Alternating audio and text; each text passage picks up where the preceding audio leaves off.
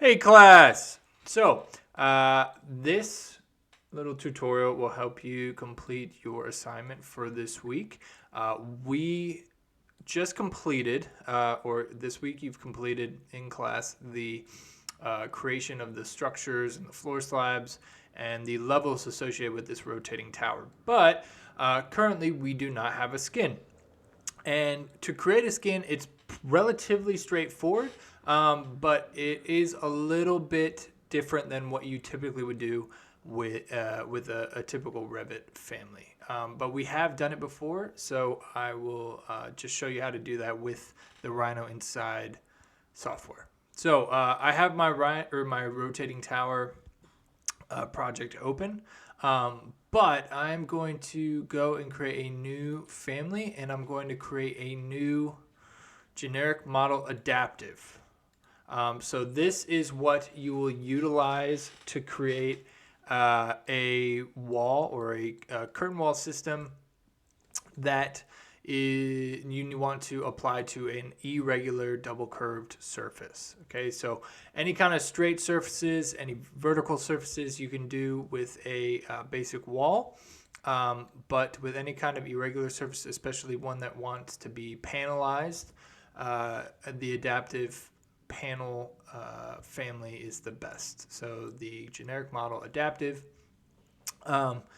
We have already built one of these before, so if I go a little quick and you need a refresher, go back and watch that tutorial.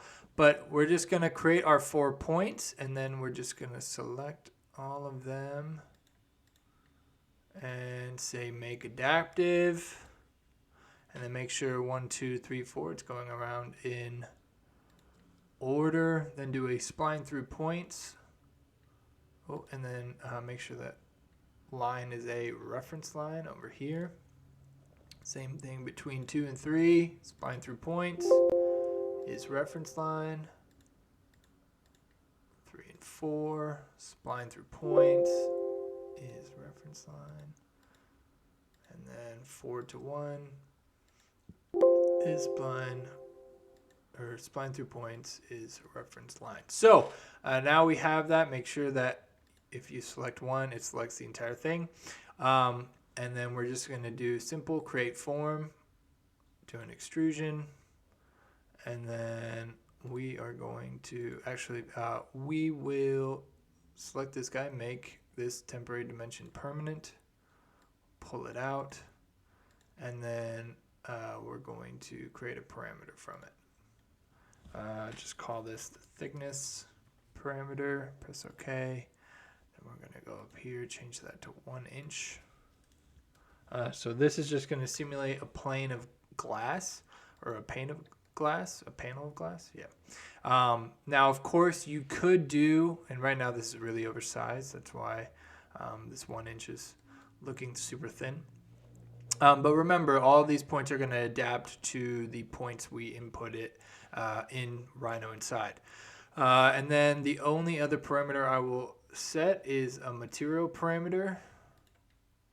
Sure it's type, do material, press OK.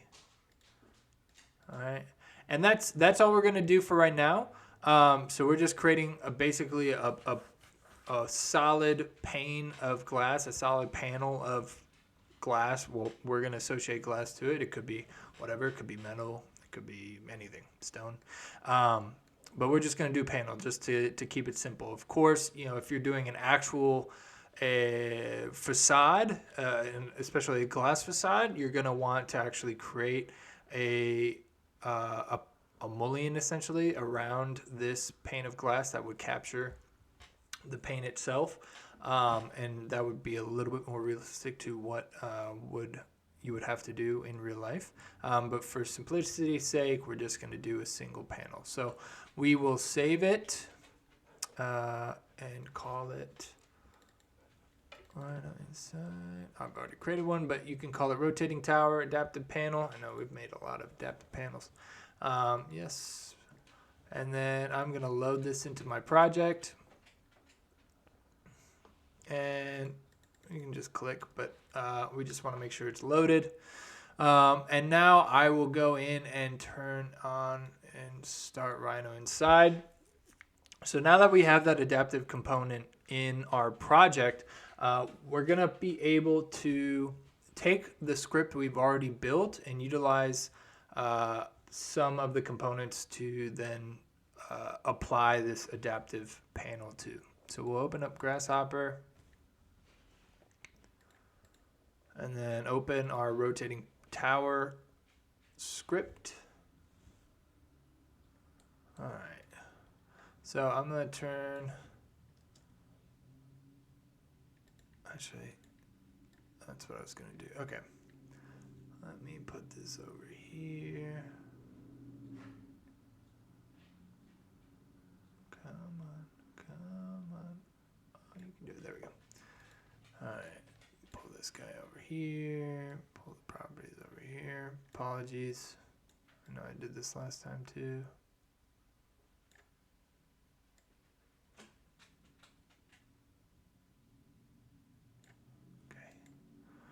All right, where's my tower? There it is. All right, so what I'm gonna do, so first thing that I'm gonna do is actually edit what I've already done. For your submission, I want this to look as clean as possible, so I'd prefer not to have any floors sticking through the beams. So I'm going to first add just a multiplication to this instead of division. Remember last time when we offset the surface that the structure is being generated from out a certain distance based off of the radius of our steel tubes or rounded steel tubes. Now what I'm going to do, this is dividing it so it's the radius. I'm actually going to multiply that. And I'll multiply it by, let's say, 3. Just to make sure that this beam comes out past the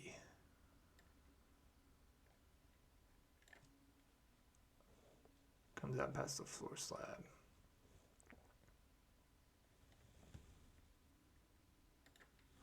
And I got an error, and that is because, of course it's not.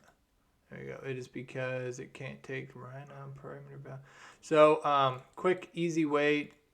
Currently the number, it's coming in as an actual number, but for some reason the data isn't converting. So what we can do is take this guy.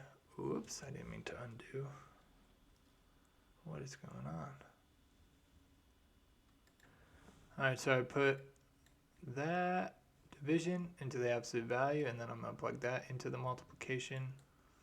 And then I'll just plug this guy into the distance. And of course, remember, it's going to regenerate, so it's going to take a while.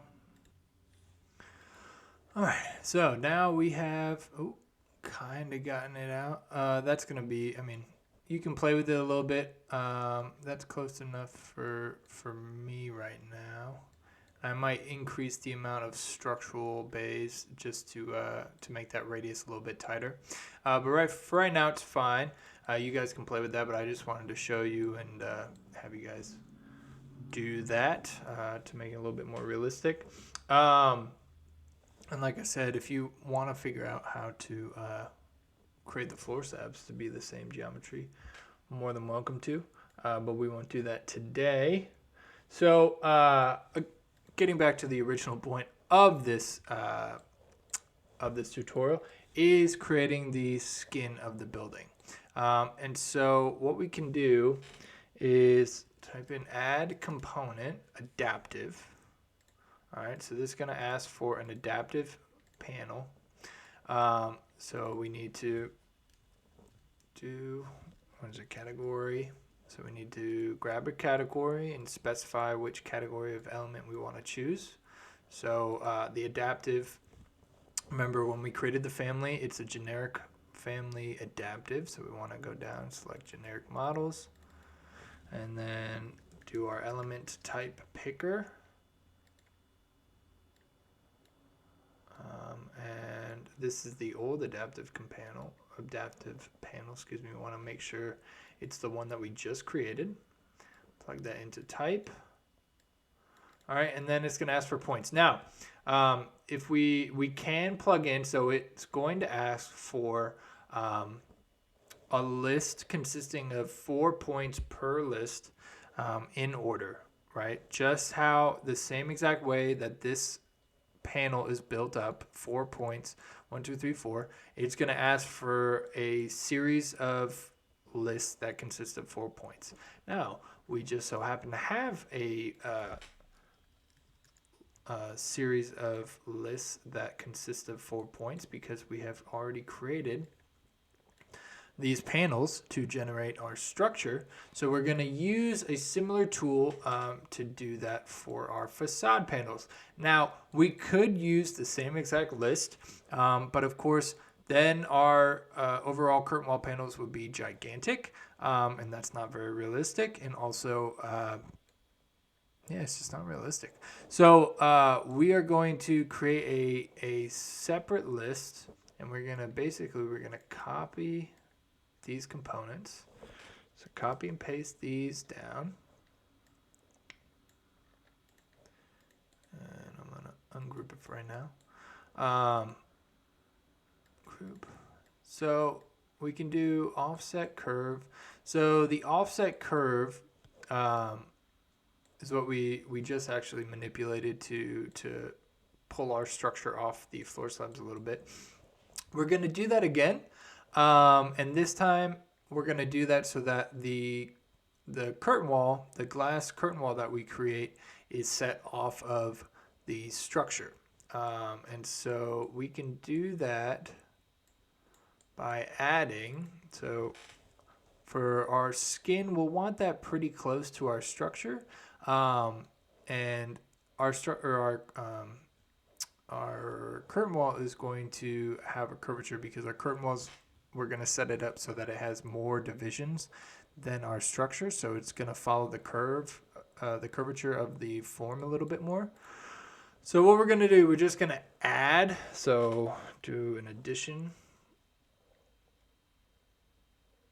component, and we're going to grab this number. Let's pull, do Control Shift, pull the distance number off, plug that into A, and then what we're going to do is actually come back to our inspect element and grab that outside dimension again and plug that in here. And let me guess this. Yeah, so we need to do the same thing we did before. It's not reading the numeric value coming from the Rhino or the rabbit element. So Control Shift and then plug that guy in. All right, now we have it. All right, so now we'll plug this result back in here. And if we turn on the loft or preview the loft,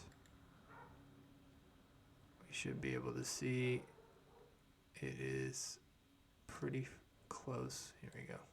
It's pretty close to that curve. Now, of course, we could get even closer and divide this value coming in by 2.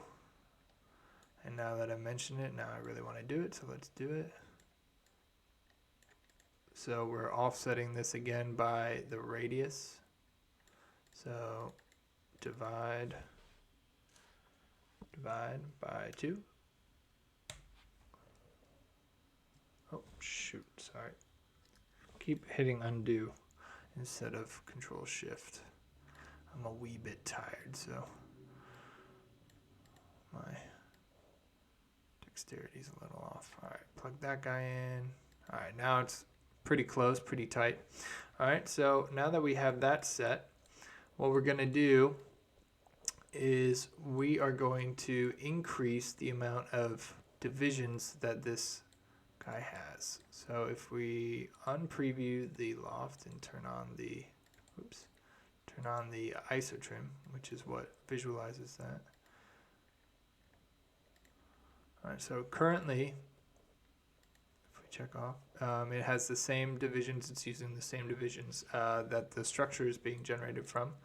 But we can increase that and let us use a multiplication. So let's say times 3.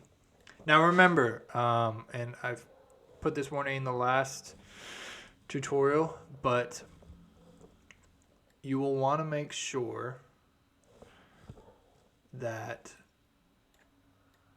your computer is able to handle this amount of these amount of elements. If it can't, if you're having a really hard time, reduce the amount of levels, reduce the amount of divisions, and simplify your model so that you can get through this.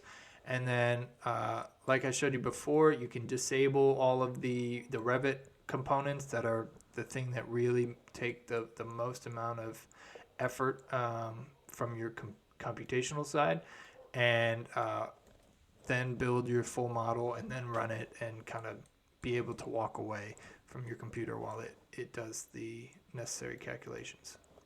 So we're going to multiply this by 3, and let's just do a number slider 1.4. So we have a number slider 1 through 4. Let's put that to 3.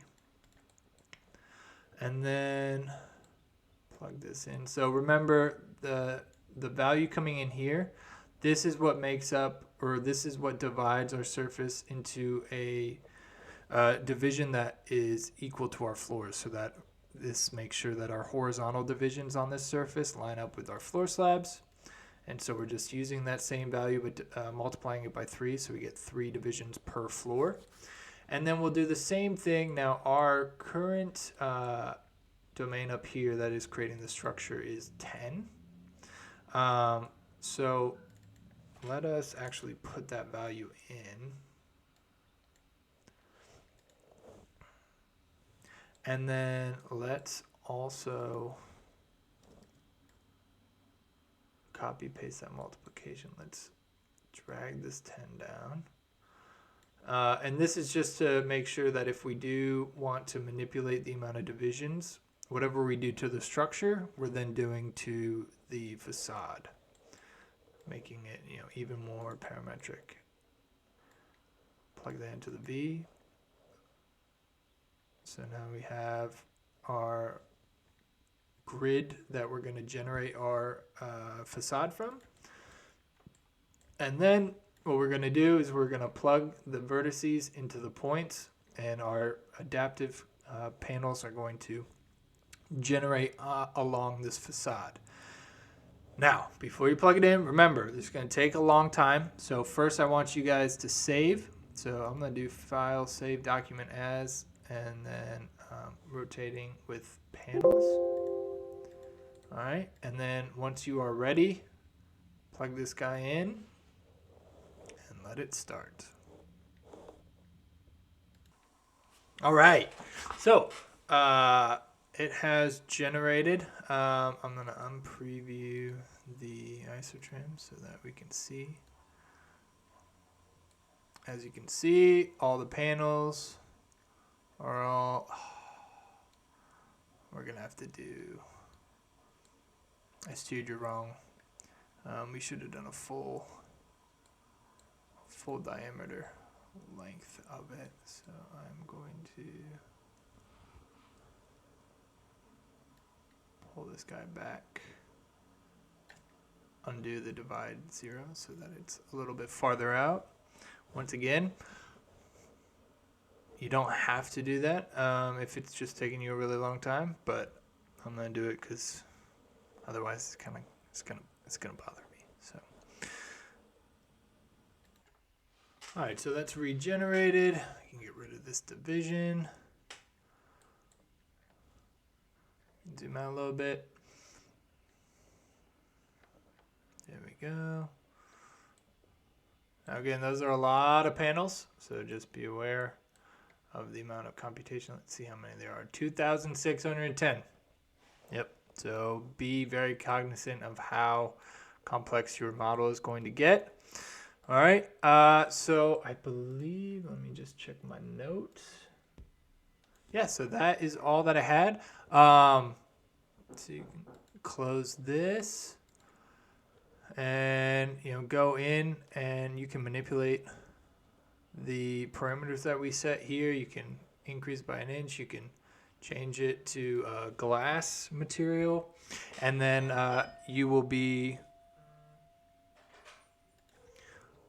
you can go in, glass,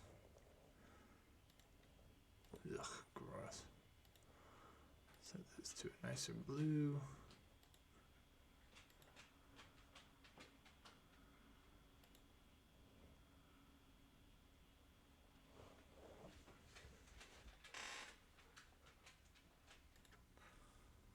Alright, then if we turn this to shaded, and of course, I don't know what is going on with this. What is this steel material? Turn that from green to something. So you will be basically creating a document set for your assignment. So you'll find all the deliverables on Canvas. Obviously make sure that the materials and everything are set so that they're nice and they read like an actual building would. And yeah, and if you, I might give some bonus credits for if you do a rendering. All right, thanks everyone.